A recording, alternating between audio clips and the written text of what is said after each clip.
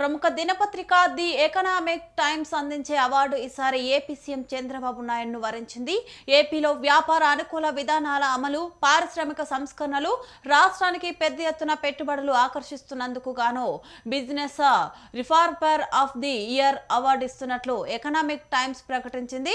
మార్చిలో నిర్వహించనున్న ప్రత్యేక కార్యక్రమంలో కేంద్ర ఆర్థిక మంత్రి నిర్మలా సీతారామన్ చేతుల మీదుగా ఈ అవార్డును ముఖ్యమంత్రి చంద్రబాబుకు ప్రదానం చేయనున్నారు.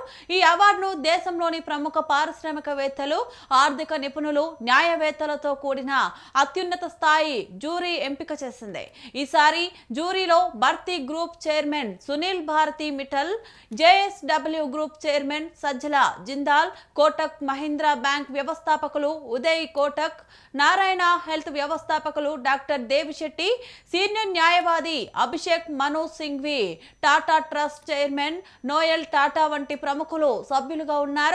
జ్యూరీకి డెలాయిట్ సంస్థ సలహాదారుగా వ్యవహరిస్తోంది. ఈ అవార్డును గతంలో కేంద్ర మంత్రులు అశ్విని వైష్ణవ్, ఎస్ జైశంకర్, నిర్మలా సీతారామన్, మహారాష్ట్ర సీఎం దేవేంద్ర ఫడ్నవీస్, కేంద్ర మాజీ మంత్రి అరుణ్ జైట్లీ, పీయూష్ గోయల్ వంటి వారు అందుకున్నారు. ప్రతిష్టాత్మక అవార్డు అందుకోవడంపై ప్రముఖులు, మంత్రివర్గ సహచరులు మంత్రికి శుభాకాంక్షలు తెలిపారు.